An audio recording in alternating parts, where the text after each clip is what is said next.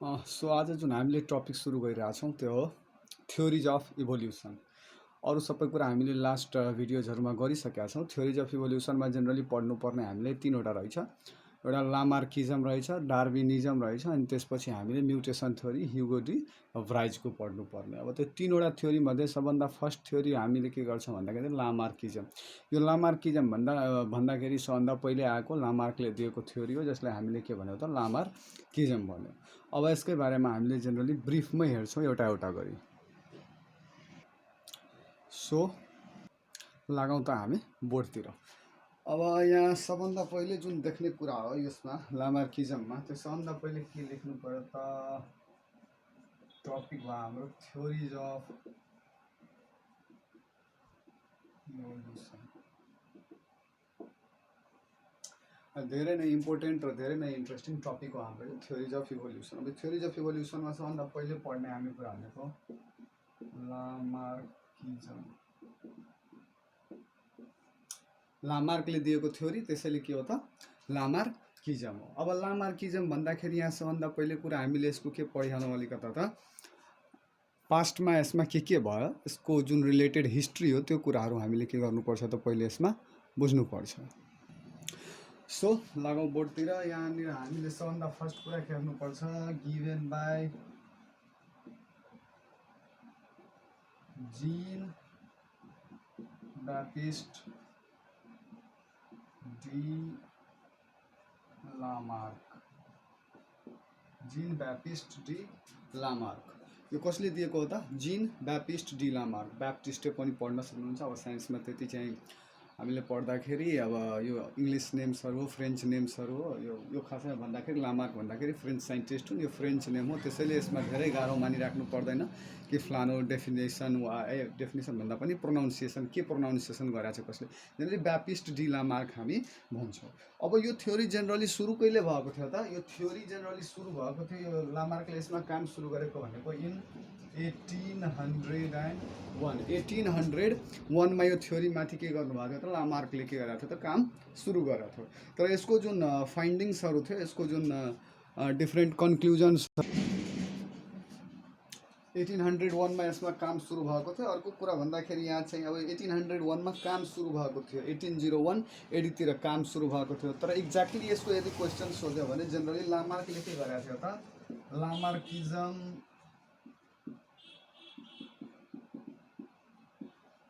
Was generally के हो त लामार्किजम एउटा के थियो त was published in a book.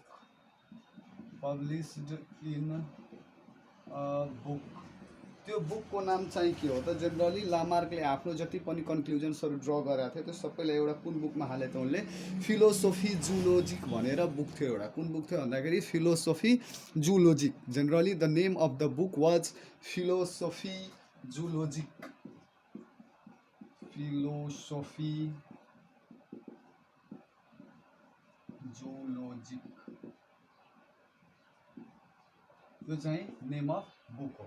त्यो बुकको नाम के थियो? फिलोसोफी जूलोजिक। र जुन बुक कहिले चाहिँ पब्लिस भएको हो त? यो बुक जेनरली फिलोसोफी जूलोजिक भन्दाखेरि 1809मा के भएको हो त पब्लिस्ड भएको। यो बुकलाई पब्लिस उहाँले गर्नुभएको त 1809मा। 1809 एडीमा the book was published in 1809 AD. अब 1809 एडीमा जेनरली यो बुक पब्लिस भएको रहेछ। अनि त्यहाँबाट उहाँले तिनवटा थ्योरी पुट फोर्थ गर्नुभएको थियो। त्यो तिनवटा थ्योरी के थियो त पुट फोर्थ गर्दाखेरि generally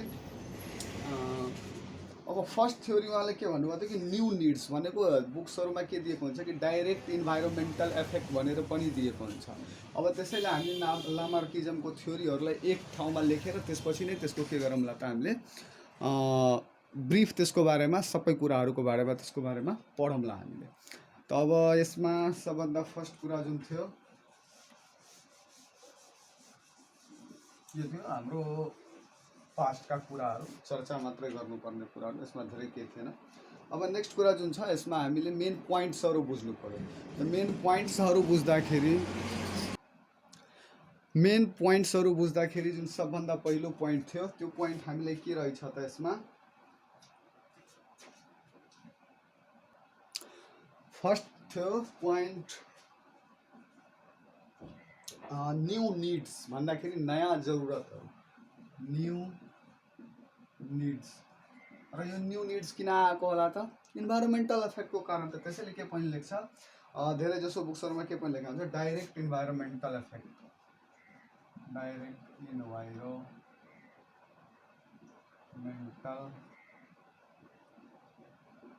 affect, direct environmental affect. यो डाइरेक्ट इन्भाइरोमेन्टल अफेक्ट होस् कि न्यू निड होस्। अब त्यसपछि नेक्स्ट कुरा के आएको थियो त, use and disuse of organs, use and disuse of organs. त्यसपछि नेक्स्ट कुरा जुन आयो त्यो के थियो हामीसँग त, inheritance of acquired character, inheritance of acquired characters, inheritance of acquired characters. र त्यसपछि उहाँले के भन्नुभएको थियो त, theory of speciation, theory of, directly लेख्दा पनि हुन्छ, हामीले स्पेसिएसन लेख्दा पनि हुन्छ,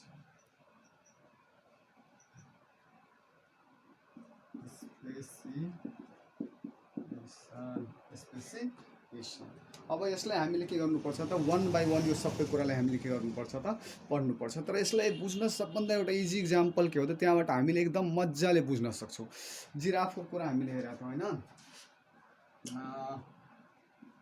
जिराफ, यो थ्योरी अफ इभोल्युसनमा लामार्कले दिएको सबभन्दा फेमस इक्जाम्पल भनेको जिराफकै हो। र त्यसैबाट हामीले के गर्छौँ, जनरली बुझ्ने प्रयास पनि गर्छौँ, र त्यहीबाट के छ त, इजी पनि छ।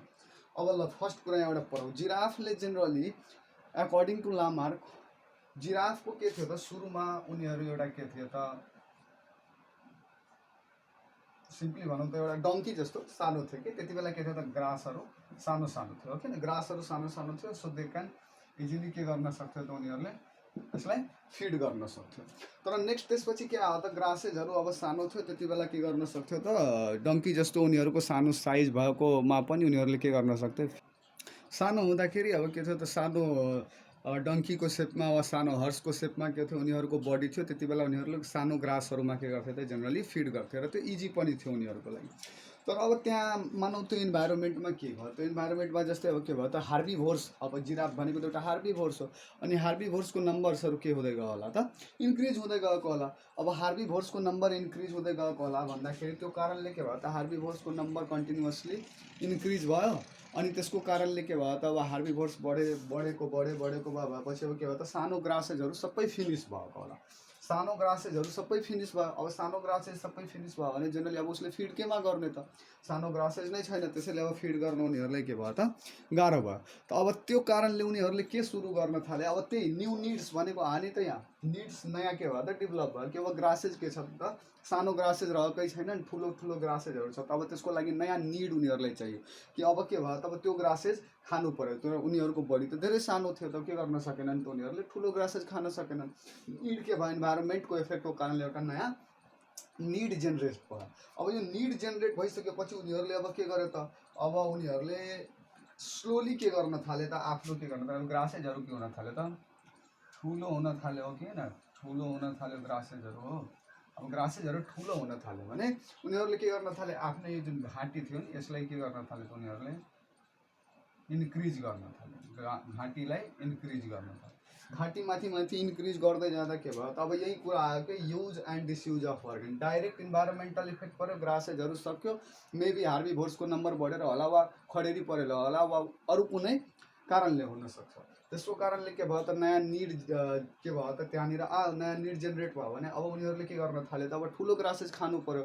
एज अ रिजल्ट उनीहरूले के गर्न थाले त, आफ्नो घाँटीलाई के गर्न थाले, माथि माथितिर लग्न थाले। अब उनीहरूले त्यो ठुलो ग्रासेसलाई समात्नको लागि आफ्नो घाँटीलाई के गरे त, माथि माथितिर लग्न थाले। अब नेक्स्ट कुरा के भयो त, यो ग्रासेसहरू पनि फिनिस हुँदै गयो यसरी। अब के भयो त, ग्रासेस नै के भयो त, सानो ग्रासेसहरू नै के भयो त, बचेनन्। अब एज अ रिजल्ट उनीहरूले के गर्नु पर्यो त, ट्रिजहरू मात्रै बाँकी रह्यो त्यहाँनिर। त अब ट्रिजहरू बाँकी रह्यो भने जेनरली त्यो ट्रिजबाट फिड गर्नको लागि उनीहरूले आफ्नो घाँटीलाई अझै के गरे त, घाँटीलाई अझै के गरे त, माथि माथितिर लगे, so that they can feed upon those tree leaves. Tree लिप्समा फिड गर्नको लागि उनीहरूले आफ्नो के गरे त यो घाँटीलाई के गर्दै गरे त बढाउँदै गरे अब यसरी यसले के प्रुभ गरे त use and disuse of organ. अनि के भयो त जेनरली अब जब घाँटी माथि माथि लग्दै गरे भन्दाखेरि उनीहरूले के एउटा गरे त एउटा क्यारेक्टर एक्वायर्ड गरे कि तिनीहरूको के भयो त घाँटी ठुलो हुँदै गयो। यही यसले के भन्छ युज एन्ड डिसयुज। एउटा अर्गेनलाई पर्टिकुलरली धेरैचोटि उसले बढाइराख्यो भने के भयो त्यो अर्गेन ठुलो भइहाल्यो। यही हो हाम्रो second point use and disuse of organ. यसको हामी अर्को इक्जाम्पल पनि लिन सक्छौँ। अहिलेको पर्टिकुलर अहिले हामीले यदि प्रेजेन्ट वर्ल्डमा यसको इक्जाम्पल लिनु भने बर्मामा एउटा रेस छ जसमा के गर्छन् त वुमन्सहरूले जेनरली आफ्नो घाँटीमा के गर्छ त रिङ्स लगाउँछ अनि प्रत्येक वर्ष उनीहरूको चाडपर्वको हिसाबले वर्षमा होस् 1.5 वर्ष 2 वर्षमा होस् त्यो चाडपर्व आउँदाखेरि एउटा एउटा रिङ के गर्दै जान्छन् उनीहरूले त आफ्नो घाँटीमा थप्दै जान्छन्। एज अ रिजल्ट के भएको छ त त्यहाँतिरको जुन वुमन्सहरू हो तिनीहरूको त्यो ट्राइबल वुमन्सहरूको जेनरली के भन्छ घाँटीको जुन साइज हो नि यो साइज यो इलोङ्गेट भएर हामीभन्दा ठुलो भएको जेनरल पर्सनबाट के भएको छ त उनीहरूको यो घाँटीको साइज ठुलो हुँदै गएको छ because of putting new rings time and again थप्दै जान्छन् माथि रिङ। एज अ रिजल्ट यो घाँटी के भन्छ त इलोङ्गेट भन्छ। यसको एउटा इक्जाम्पल यो पनि हो। अर्को प्रेजेन्ट डे लिभिङ इक्जाम्पल हामीले के पनि हेर्न सक्छौँ त जस्तै बडी बिल्डर्सहरू हुन्छन्। बडी बिल्डर्सहरूले के गर्छन् त जिममा धेरै मेहनत गर्छन् हो किन पर्टिकुलरली मसल्सहरूलाई के गर्छन् धेरै युज गर्छन्। जुन मसल्सहरूलाई धेरै युज गर्छन् युज एन्ड डिसयुज भनेको छ नि त युज अफ मसल्स उनीहरूले धेरै गर्छन्। एज अ उनीहरूको के हुन्छ त बडी एकदम के हुन्छ त मस्क्युलर हुन्छ एकदम बडी बिल्डर्सहरूको बडी हेर्दाखेरि कस्तो एकदम धेरै मोटो मोटो खाले मसल्सहरू बाइसेप्स ट्राइसेप्सहरूको साइज धेरै हुन्छ नि त हो त्यो पनि के हो त युज एउटा अर्गेनको पर्टिकुलरली धेरै युज गरेको कारणले तिनीहरूको बडीमा त्यस्तो आएको। यसपछि आयो नेक्स्ट कुरा इनहेरिटेन्स अफ एक्वायर्ड क्यारेक्टर्स। ल इनहेरिटेन्स अफ एक्वायर्ड क्यारेक्टर्स भनेको यसले सब यहाँसम्म उसले के भनेको थियो ठिकै भनेको थियो। हामीले अहिले प्रेजेन्ट इक्जाम्पल पनि देखिरहेछौँ कि त्यो बर्माको लेडिजहरूले घाँटीमा रिङ हाल्दाखेरि उनीहरूको के भएको छ नि त घाँटी उनीहरूको पनि इलोङ्गेट भइरहेको छ। त यहाँसम्म त ठिकै थियो तर पुरा जब यहाँ इनहेरिटेन्स अफ एक्वायर्ड क्यारेक्टर्समा आयो थर्ड पोइन्ट उहाँले के भन्नुभयो त गल्ती भइहाल्यो। किनभने इनहेरिटेन्स अफ एक्वायर्ड क्यारेक्टर्स हुनुको अर्थ के भयो त जेनरली एउटा के भइरहेछ भन्दाखेरि त त्यो बर्मामा जुन लेडिजहरू छन् तिनीहरूको बेबी जुन नयाँ आउँछन् तिनीहरूको घाँटी त त्यस्तो ठुलो हुँदैन नि त। अब यसको एउटा हामीले प्रेजेन्ट इक्जाम्पल यो पनि लिन सक्छौँ कि जस्तै एउटा बडी बिल्डर हो फुल त्यसको बडी के छ त सिक्स प्याक वा एकदम बडी बिल्डर्सहरूको धेरै ठुलो ट्राइसेप्स र बाइसेप्स त के तिनीहरूको बच्चा हुँदा त्यस्तै बाइसेप्स र ट्राइसेप्स भएको हुन्छ त हुँदैन नि त। यही कुरा इनहेरिटेन्स अफ एक्वायर्ड क्यारेक्टर्स यहाँनिर के भयो त उहाँको भनाइअनुसार यदि त्यो बच्चा यदि त्यो के भइरहेछ भन्दाखेरि यदि जिराफकै ठुलो लङ नेकको बच्चा थियो भने त्यो लङ नेककै हुनु पर्यो। अर्को भन्दाखेरि जस्तै अब बडी बिल्डरको बच्चा हो भने त्यो के हुनु पर्यो त बच्चैदेखि के हुनु पर्यो त एकदम पुरै बडी सिक्स प्याक लिएर आउनु पर्यो त्यो सम्भव छैन। यो एक्वायर्ड क्यारेक्टर्स भनेकै कस्तो क्यारेक्टर्स हो भन्दाखेरि those characters which is obtained by an organism after the birth भएको after characters acquired after the birth यसलाई हामी के भन्छौँ एक्वायर्ड क्यारेक्टर्स। र अझ हामीलाई के थाहा छ जेनरली कि एक्वायर्ड क्यारेक्टर्स के हुँदैन एक जेनेरेसनबाट अर्को जेनेरेसनमा कहिले पनि पास हुँदैन। पास हुने क्यारेक्टर्स भनेको जेनरली के हो त जेनेटिक क्यारेक्टर्स हो। कस्तो क्यारेक्टर्स हो जेनेटिक क्यारेक्टर्स हो। यो क्यारेक्टर कहिले पनि एक्वायर्ड क्यारेक्टर कहिले पनि पास हुँदैन। अब यसको एउटा इक्जाम्पल हामी यो पनि लिन सक्छौँ। हामीले जेनरली हाम्रोतिर पनि गर्ल्सहरूले के गर्छन् सिम्पली नाक कान पियर्स गर्छन् नि two different types of jewellery लगाउनको लागि होइन। अब डिफ्रेन्ट टाइप्स अफ ज्वेलरी लगाउनको लागि हाम्रो मम्मीहरूले पनि वा जेनरली सबैले गर्ल्सहरूले के गर्छन् त कान नाकहरूमा पियर्स गर्छन् होइन। पियर्स गर्दाखेरि त्यो कान नाकमा पियर्स गर्दाखेरि के त बच्चाहरू जुन नयाँ आउँछन् तिनीहरूको कान र नाकमा पियर्स अलरेडी हुन्छ त हुँदैन नि किनभने यो एक्वायर्ड क्यारेक्टर हो। हामीले अर्थको सर्फेसमा आएर मात्रै के गरे हौँ यसलाई हामीले आफ्नो इन्भाइरोमेन्टको चेन्जको हिसाबले आफूमा ल्याएका थियौँ। यो हाम्रो आर्टिफिसियल सेलेक्सन थियो। हामीले सोचेर के गरेका थियौँ त यो कानलाई के गरेका थियौँ त यसमा पियर्स गरेका थियौँ to hold some earrings or other हो कि न ज्वेलरिजहरू लगाउनको लागि। त्यसैले यो के भयो त एक्वायर्ड क्यारेक्टर भयो। त के यो आउँछ त हाम्रो मम्मीहरूले गर्नुहुन्छ कानमा भएको भन्दाखेरि जुन छोरी जन्मिँदा वा छोरै जन्मिँदा कोही पनि जन्मिँदा के कानमा अलरेडी पियर्स भएको हुन्छ नि त हुँदैन। त्यसैले यो के हो त एकदम सबभन्दा विक पोइन्ट भनेको लामार्कको थ्योरीको यही हो इनहेरिटेन्स अफ एक्वायर्ड क्यारेक्टर्स जुन कि हुँदैन। एक्वायर्ड क्यारेक्टर्स कहिले पनि इनहेरिट गर्न मिल्दैन। अब यसपछिको नेक्स्ट कुरा जुन थियो त्यो थियो स्पेसिएसन हो। स्पेसिएसन भन्दाखेरि सिम्पली के हो भन्दाखेरि कि यो सबैको कारणले over a long period of time के हुन्छ त जेनरली न्यू स्पिसिजहरू क्रिएटेड हुन्छन्। न्यू स्पिसिजहरू क्रिएटेड हुन्छन् जुन के हुन्छ यो एक्वायर्ड क्यारेक्टरको साथै हुन्छ। उहाँले भन्नुको अर्थ भन्दाखेरि जेनरली उहाँले के भन्नुभएको थियो कि जुन जिराफहरू सानो गर्दै गर्दै गर्दै गर्दै ठुलो टाउको भएको जिराफहरू, ठुलो घाँटी भएको जिराफहरू जुन इभल्भ भयो नि, अब त्यसको बच्चा के हुन्थ्यो नि त त्यस्तै हुन्थ्यो। तर यो कुरालाई डिसएप्रुभ गर्नको लागि एकजना साइन्टिस्टको नाम थियो अगस्ट विस्म्यान भन्ने है। अगस्ट विस्म्यान उहाँले एउटा के प्र्याक्टिकल गर्नुभएको थियो, उहाँले जेनरली एउटा भेरी क्रुएल टाइपको प्र्याक्टिकल गर्नुभएको थियो। हुन त अब साइन्समा प्र्याक्टिकल नगरेसम्म कि हामीले साइन्टिफिक लर्निङ प्रोसेसमा पनि पढ्यौँ कि प्रुभ गर्नको लागि हामीले त्यसको एभिडेन्स दिनै पर्छ, हो कि होइन। त एभिडेन्स दिनै पर्छ। त्यो केसमा एउटा के भएको थियो, अगस्ट विस्म्यानले के गराएको थियो, एउटा प्र्याक्टिकल गराएको थियो जसमा उहाँले के देखाउनु भएको थियो, जेनरली मुसाहरू लिनुभएको थियो उहाँले आफ्नो प्र्याक्टिकलको लागि। र त्यो सेम्पल भनेको मुसा थियो त्यहाँ। र त्यो मुसालाई के गर्नुभयो त उहाँले जेनरली मुसाको के गर्नुभयो, जेनरली उहाँले जुन टेल हुन्छ नि टेललाई के गर्नुभयो, काट्दै जानुभयो। उहाँले त्यो प्र्याक्टिकल अगस्ट विस्म्यानले 21 जेनेरेसनसम्म के गर्नुभयो, मुसाहरूलाई पुच्छर काट्दै र त्यसलाई त्यो पुच्छर काटिएको मुसाहरूले के गरायो त उहाँले मेटिङ गरायो। अब त्यो मेटिङ दुईवटा पुच्छर काटिसकेको मुसाबाट मेटिङ गर्दाखेरि उहाँले के हेराउन खोजे कि नयाँ जुन मुसा आउँछ त यदि लामार्कको मान्ने हो भने त नयाँ मुसाको के हुनु पऱ्यो, नयाँ मुसाको त के हुनु पऱ्यो भन्दाखेरि यहाँनिर मुसाको पुच्छर काटेकै मुसो आउनु पऱ्यो। तर त्यस्तो भएन। 21 जेनेरेसनसम्म उहाँले कन्टिन्युअसली यो प्र्याक्टिकल 21 जेनेरेसनसम्म गर्नुभयो त्यो मुसाको। तर त्यसमा के देखिएन त, जति काटे पनि एक्वायर्ड क्यारेक्टर्सहरू जति पनि गरे पनि के भयो त, जुन 22nd जेनेरेसनमा पनि जुन नयाँ जुन मुसा आएको थियो मेटिङ भइसकेपछि, दुईवटा पुच्छर काटेको मुसाको मेटिङ गरिसकेपछि पनि जुन मुसा आयो त्यसको मुसोको के थियो त भन्दाखेरि त it had a long tail, it did not have a half tail or no tail भन्ने केही थिएन त्यहाँ। उसको पनि के आयो त पुरैको पुरै एउटा टेल भएकै नै आयो। भन्दाखेरि यसले के भन्यो कि एक्वायर्ड क्यारेक्टर उहाँले भन्नुभयो, त्यो लामार्कले दिएको थ्योरीको त केही बेसै छैन, साइन्टिफिक बेसै छैन। किनभने त एक्वायर्ड क्यारेक्टर्स हो यो, मैले यसलाई अर्थको सर्फेसमा आइसकेपछि जेनरली मैले के गरेँ त काटे हो भन्दाखेरि त्यो जति काटे पनि 22 जेनेरेसन 21 जेनेरेसनसम्म मैले गरेँ। अनि पनि जुन नयाँ मुसा आइरहेछ त्यो मुसाहरूबाट त्यो के भएको छैन त, पुच्छर काटिएको मुसा कहाँ रहेछ भन्दाखेरि यो थ्योरी के भयो, डिसएप्रुभ। यो थ्योरी के भयो, डिसएप्रुभ। यसरी अगस्ट विस्म्यानले गरेको प्र्याक्टिकलबाट यो थ्योरी के भयो, डिसएप्रुभड भयो।